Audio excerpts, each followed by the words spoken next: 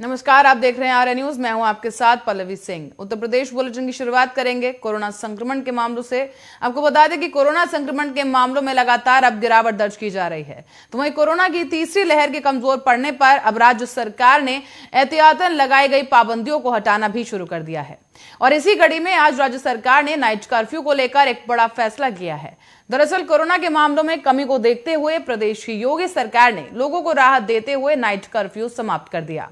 अब बता दें आपको कि यूपी में रात्रि कर्फ्यू की अवधि रात 11 बजे से सुबह 6 बजे तक थी, लेकिन अब नाइट कर्फ्यू हटा दिए जाने के बाद अब व्यापारियों समेत अन्य लोग भी काफी खुश हैं। गौरतलब है कि नाइट कर्फ्यू हटाए जाने का फैसला आज रात से ही लागू हो जाएगा। तो वहीं मुख्य सचिव दुर्गा शंकर मिश्रा ने यूपी की सभी ऑफिसों को पूरी क्षमता के साथ खोलने के निर्देश भी जारी कर दिए हैं। गौरतलब है कि यूपी में कोविड-19 के बढ़ते मामलों को देखते हुए 9 जनवरी 2022 को रात 10 बजे से सुबह 6 बजे तक रात्रि कर्फ्यू लगाया गया था, लेकिन 13 फरवरी 2022 को मामले कम होने पर नाइट कर्फ्यू के समय में बदलाव कर दिया गया और इसे रात 11 बजे से सुबह 5 बजे तक के लिए लागू किया गया था। लेकिन अब क्योंकि कोविड-19 की तीसरी लहर अब कमजोर पड़ने लगी है, तो सरकार ने नाइट कर्फ्यू की पाबंदी की पूरी तरह से इसे खत्म कर दिया है।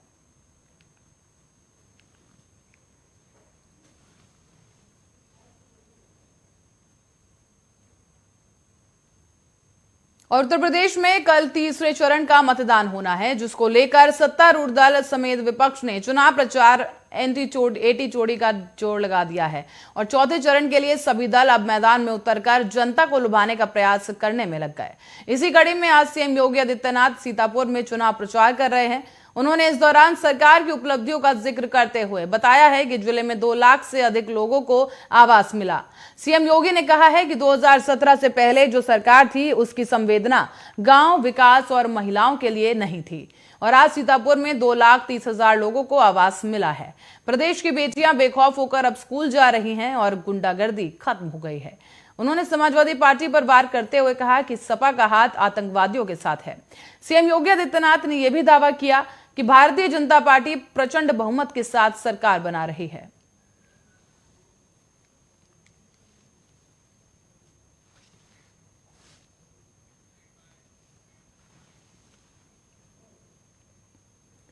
तो वहीं केंद्रीय मंत्री गिरिराज सिंह ने यूपी चुनाव को लेकर एक बड़ा बयान दिया है। केंद्रीय मंत्री ने अपने बयान में सपा प्रमुख अखिलेश यादव और कांग्रेस को निशाने पर लिया।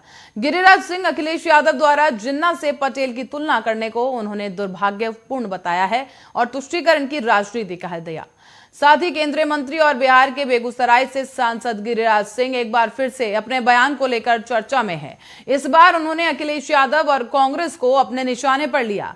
उन्होंने कहा कि दुर्भाग्य है कि तुष्टीकरण की राजनीति के द्वारा एक वर्ग के वोट लेने के लिए अखिलेश यादव जिन्ना की तुलना पटेल से करते हैं। कांग्रेस अकबर की तुलना महाराणा प्रताप से करती है और देश को अपमानित करने का काम कांग्रेस कर रही है। ये वोट के लिए देश को बेच देंगे। इससे पहले केंद्रीय मंत्री गिरिराज सिंह ने सीएम चन्नी द्वारा बिहार और यूपी के लोगों पर की गई टिप्पणी की भी कड़ी आलोचना की थी।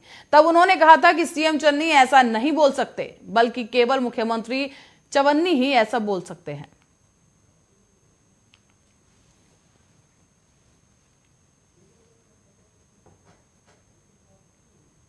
और समाजवादी पार्टी सुप्रीमो अखिलेश यादव ने उत्तर प्रदेश के लखीमपुर खीरी में चुनावी जनसभा को संबोधित किया है। अखिलेश यादव ने सत्ताधारी बीजेपी पर भी हमला बोला। अखिलेश यादव ने कहा कि गर्मी निकालने वालों की इस बार जनता भाप निकाल देगी। अखिलेश यादव ने कहा कि बाबा 2 चरण में हार चुके हैं और अभी भी नहीं मान रहे। लखीमपुर कांड का कोई दोषी है तो मंत्री पुत्र है और भारतीय जनता पार्टी की सरकार है। बीजेपी वाले कोई भी कानून कभी भी ला सकते हैं। इन्होंने जमानत जल्दी इसीलिए करवाई क्योंकि इन्हें पता है कि सरकार बदलने वाली है और जनता की अदालत में अभी जमानत नहीं मिली है। अखिलेश यादव आगे कहते नजर आए कि जनता शुरुआत के चरणों में बहुमत दे देगी। लखीमपुर में साइकिल के अलावा कुछ नहीं चलने वाला है। भाजपा के बूथों पर कहने को दुनिया की सबसे बड़ी पार्टी है और ये जन समर्थन देखने के बाद इनके बूथों पर मक्खी मारने वाले भी नहीं दिखेंगे। सपा सुप्रीमो ने आगे कहा कि बिजनौर के बाद लखीमपुर में भी अब हवाई जहाज नहीं उतर पाएगा। इसका मतलब भाजपा के लिए मौसम बहुत खराब है। उन्होंने आगे ये भी कहा कि किसानों को जीप से कुचलने जैसी घटना इतिहास में कहीं नहीं हुई होगी। यह आजाद भारत में जलियांवाला बाग की याद दिला देने वाली घटना है।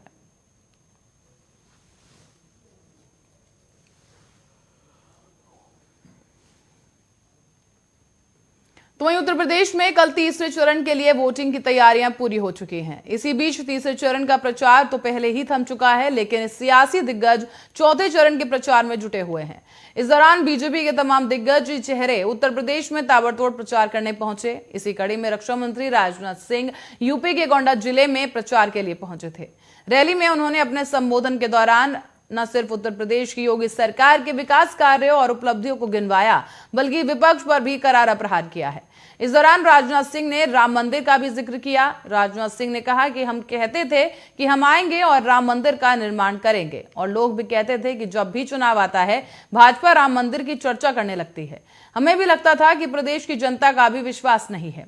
ऐसी परिस्थितियां बनी कि अयोध्या में अब भव्य राम मंदिर का निर्माण हो रहा है। हम जनता की आंखों में धूल झोंकने का काम नहीं करते, हम जो कहते हैं वो करते हैं। कश्मीर से 370 हटाया। उन्होंने ये भी कहा कि प्रदेश में अगर हमारी सरकार बनती है तो होली और दिवाली पर मुफ्त गैस सिलेंडर दिया जाएगा। राजनाथ सिंह ने यह भी कहा कि हमने साबित किया कि बीजेपी जो कहती है वो करके दिखाती है।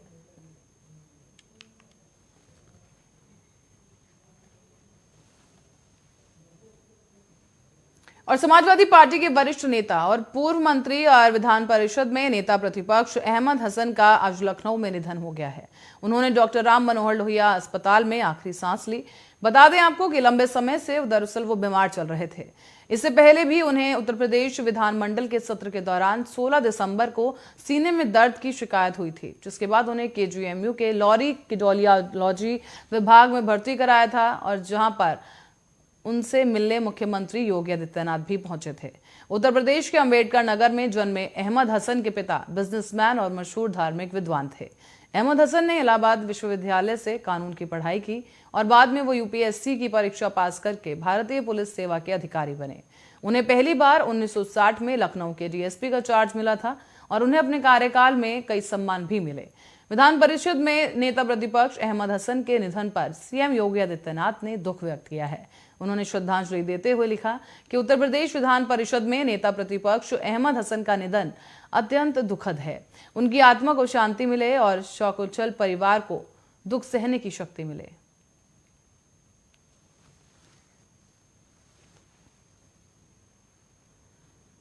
और बीजेपी राष्ट्रीय प्रवक्ता प्रेम शुक्ला और उत्तर प्रदेश सरकार के जल शक्ति मंत्री डॉक्टर महेंद्र सिंह ने शुक्रवार को समाजवादी पार्टी पर जमकर निशाना साधा।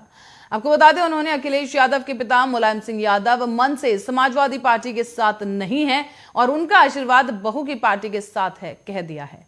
शुक्ला ने आगे शुक्रवार को बीजेपी मुख्यालय में सिंह के साथ पत्रकारों से बातचीत करते हुए यह भी कहा कि अखिलेश ने जब करहल से चुनाव लड़ने का फैसला किया था तब उन्होंने कहा था कि मैं वहां पर प्रचार करने नहीं जाऊंगा, लेकिन आज उनकी यह स्थिति है कि मुलायम सिंह यादव को करहल लेकर आए। और बीजेपी नेता ने यह दावा किया है कि जिस पिता के साथ अखिलेश ने औरंगजेब जैसा व्यवहार किया था, आज वो पिता भी मन से उनके साथ नहीं है और उनका आशीर्वाद बहू यानी अपर्णा यादव की पार्टी के साथ है। उल्लेखनीय यह है कि मुलायम सिंह यादव के छोटे बेटे प्रतीक यादव की पत्नी अपर्णा बिष्ट यादव एन चुनाव के दौरान समाजवादी पार्टी छोड़कर भारतीय जनता पार्टी में शामिल हो गई थी।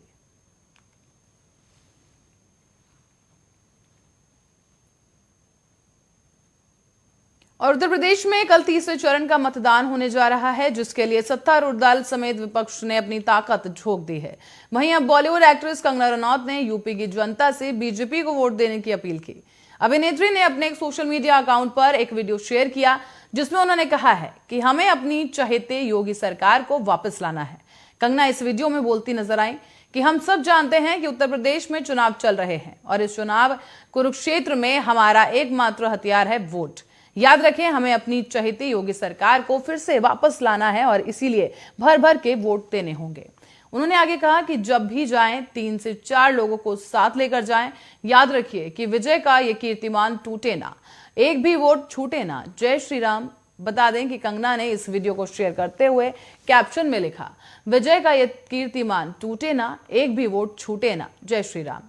कंगना की इस वीडियो को काफी लोग पसंद कर रहे हैं और अब तक 2 लाख से ज्यादा लोग इस वीडियो को लाइक भी कर चुके हैं। तो वहीं करीब 9.5 हजार के करीब लोगों ने अपनी प्रतिक्रिया भी दी। कुछ यूजर्स ने कमेंट कर कहा कि बीजेपी ही सत्ता में वापस लौटेगी, तो कईयों ने लिखा कि इस बार बीजेपी को एसपी मात देगी।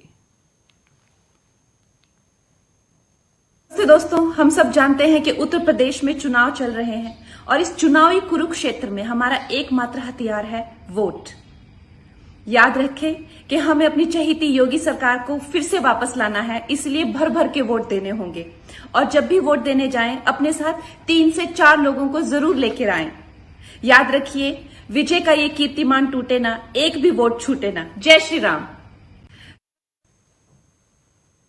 रुक करेंगे अगली खबर की ओर। बिजनौर से खबर सामने आई है, जहां तेज रफ्तार का कहर देखने को मिला। इसी के चलते ग्रामीण हादसे का शिकार हो गए। ये पूरा मामला आपको बता दें कि बिजनौर के नहटौर नूरपुर मार्ग पर गांव बलापुर का उसके पास का बताया जा रहा है। यहां पर भात देकर लौट रहे ग्रामीणों की ट्रैक्टर ट्रॉली पलट गई। इस दौरान इस दुर्घटना में ट्रॉली के नीचे करीब 2 दर्जन ग्रामीण दबकर घायल हो गए हैं। सूचना मिलते ही सूचना पर पहुंची पुलिस ने घायलों को अस्पताल में भर्ती कराया, जहां उनका उपचार किया जा रहा है।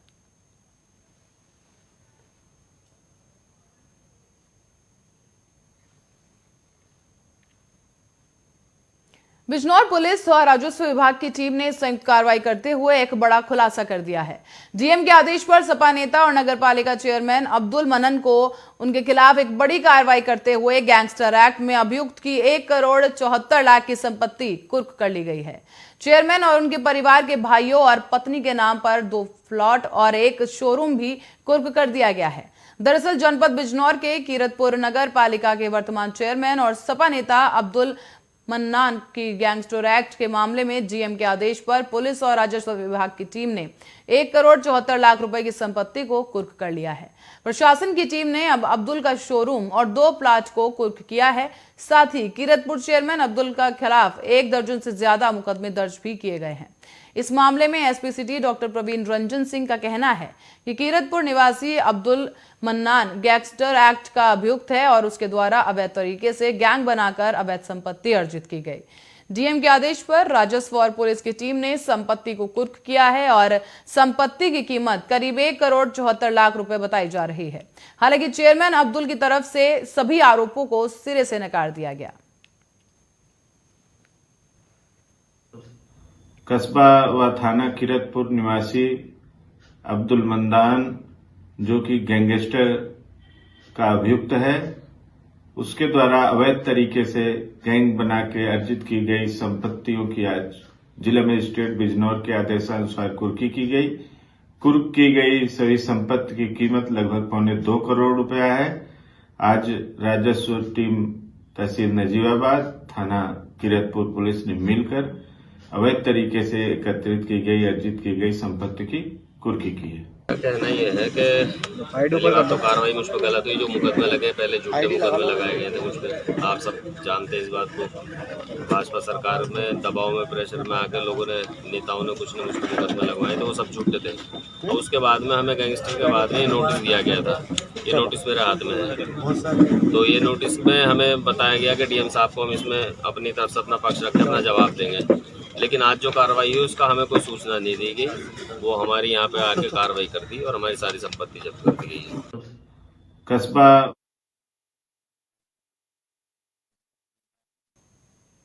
और यूपी में तीसरे चरण के चुनाव के मद्देनजर इसी सिलसिले में एटा जिले की सभी 4 विधानसभा सीटों पर भी चुनाव होना है। आपको बता दें कि एटा की विधानसभा है जिनके नाम है एटा सदर, अलीगंज और महररा, जहां पर सुबह 7 बजे से शाम 6 बजे तक मतदान होगा। एटा जिला प्रशासन ने स्वतंत्र और निष्पक्ष मतदान कराने के लिए सुरक्षा के कड़े इंतजाम कर लिए हैं। एटा जिले में कुल मतदाता 12,82,696 हैं और करीब 1,643 मतदान केंद्र बनाए गए और सिर्फ एटा जनपद में कुल 984 मतदान केंद्र बनाए गए हैं। एटा अपर जिलाधिकारी सुनील कुमार सिंह और एडिशनल एसपी धनंजय सिंह कुशवाहा ने बताया है कि चुनाव आयोग ने उनके मानकों के अनुसार अब जनपद में संवेदनशील मतदान केंद्रों में भी ड्रोन कैमरों से निगरानी की जाएगी। एटा जनपद के सभी कुल 1,643 मतदान स्थल पर पोलिंग पार्टियां रवानगी की जा चुकी हैं। साथ ही पीडब्ल्यूडी और वृद्ध मतदाताओं को मतदान करवाने के लिए वॉलंटियर्स भी लगाए गए हैं और हर मतदान केंद्र पर व्हील चेयर की व्यवस्था भी की गई है।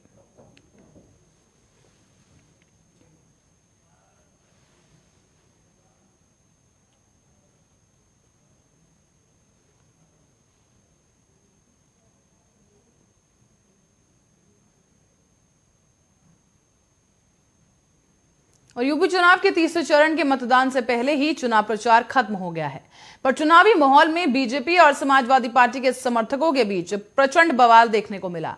इस दौरान पुलिस की कार्रवाई की लगातार जारी है और हाल ही में पुलिस ने सपा प्रत्याशी अभय सिंह समेत 5 को पुलिस ने गिरफ्तार किया है। पर ये पूरा मामला क्या है, विस्तार से समझने के लिए देखिए ये रिपोर्ट।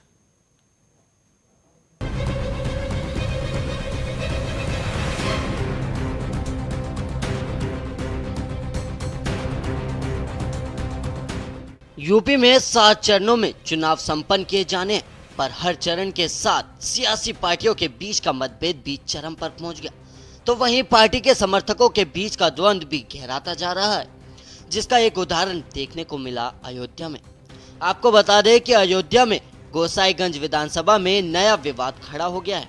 यहाँ से पूर्व विधायक और समाजवादी पार्टी प्रत्याशी अभय सिंह और बीजेपी प्रत्याशी आरती तिवारी के समर्थकों में जमकर बवाल हुआ है, जिसके बाद सपा प्रत्याशी अभय सिंह समेत 5 को पुलिस ने गिरफ्तार कर लिया है। दरअसल यूपी चुनाव को लेकर बीजेपी और सपा के बीच चुनावी लड़ाई शुक्रवार को आपसी विवाद में बदल गई और पूरा मामला अयोध्या की गोसाईगंज विधानसभा सीट का है, जहां बीजेपी प्रत्याशी आरती तिवारी और सपा प्रत्याशी और पूर्व विधायक अभय सिंह के समर्थकों में जमकर बवाल देखने को मिला, जिसके बाद महाराजगंज पुलिस ने इस मामले में एक्शन लेते हुए सपा प्रत्याशी समेत 5 को गिरफ्तार कर लिया है। पुलिस ने सपा प्रत्याशी को उनके आवास पर ही अपनी कस्टडी में लिया। शुक्रवार देर रात नेव कबीरपुर चौराहे पर बीजेपी प्रत्याशी के समर्थकों ने सपा समर्थकों पर हमले का आरोप लगाया था, तो वहीं सपा प्रत्याशी अभय सिंह की गिरफ्तारी के बाद सपा के समर्थकों ने महाराजगंज थाने में पथराव किया और साथ ही पथराव का वीडियो भी सामने आया।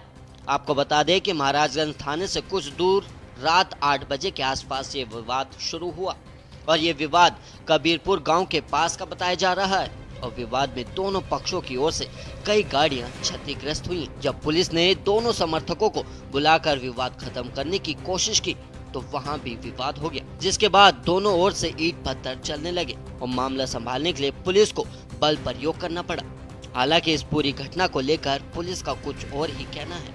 थाना महाराजगंज क्षेत्र में कबीरपुर चौराहे के पास एक पार्टी के प्रत्याशी और उनके समर्थक और दूसरी पार्टी के समर्थक की गाड़ियां आगे आमने सामने हुई थी।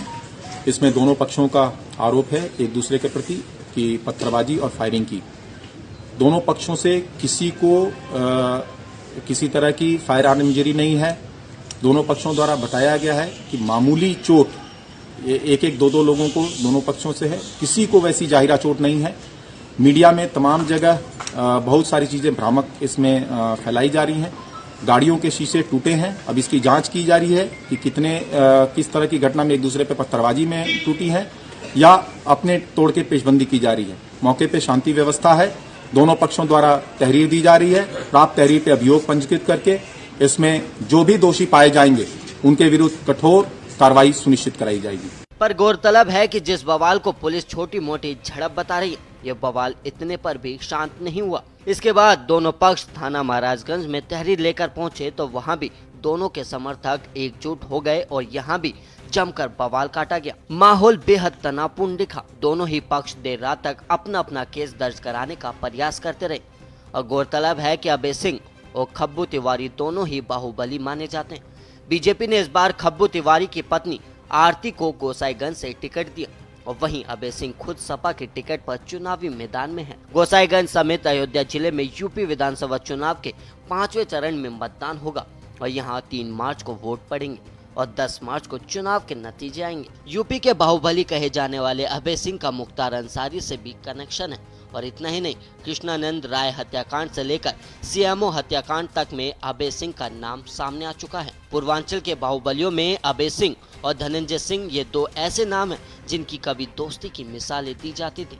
अभय सिंह अयोध्या की गोसाईगंज सीट से एक बार फिर सपा के टिकट पर चुनाव लड़ रहे हैं और अभय सिंह के सामने अयोध्या के बाहुबली इंद्र प्रताप तिवारी और खब्बू तिवारी की पत्नी आरती तिवारी मैदान में है। वहीं अजीत सिंह हत्याकांड के आरोपी धनंजय सिंह भी चुनाव लड़े और वहीं आपको बता दें कि धनंजय सिंह पर इस केस में 25,000 रुपए का इनाम तक घोषित हुआ था। हालांकि उन्हें एसटीएफ की जांच में राहत मिल गई है। तो वहीं बीजेपी विधायक कृष्णानंद राय हत्याकांड में भी अभय सिंह का नाम उस वक्त सामने आया जब हत्याकांड से जुड़ा एक ऑडियो वायरल हुआ था और इसमें कथित तौर पर एक आवाज अभय सिंह और दूसरी आवाज मुख्तार अंसारी की बताई गई, जिसमें बीजेपी विधायक कृष्णानंद राय की हत्या के बाद मुन्ना बजरंगी द्वारा चोटी काटने की बात बताई जा रही थी। और 2012 में अभय सिंह समाजवादी पार्टी के टिकट पर चुनाव लड़े और विधायक भी बने। फैजाबाद से लेकर पूर्वांचल के तमाम जिलों में रेलवे के ठेके पट्टे, मोबाइल टावर के ठेकों में अभय सिंह का दखल रहा है। लेकिन 2017 के चुनाव में अपना दल के टिकट पर इंद्र प्रताप तिवारी उर्फ खब्बू तिवारी ने चुनाव जीता। तो वहीं अब साल 2022 में अभय सिंह के सामने बीजेपी के टिकट पर जेल में बंद खब्बू तिवारी की पत्नी आरती चुनाव लड़ रही है। और खब्बू तिवारी को हाल ही में एमपी एमएलए कोर्ट ने फर्जी मार्कशीट के मामले में सजा सुना दी है और इसके चलते उसकी सदस्यता चली गई। और अपना दल के टिकट पर विधायक बने खब्बू तिवारी के जेल जाने के बाद बीजेपी ने आरती तिवारी को टिकट दिया है। और इस बार नतीजा किसके पक्ष में आएगा ये तो 10 मार्च को ही साफ हो जाएगा। Bureau report, Arya news.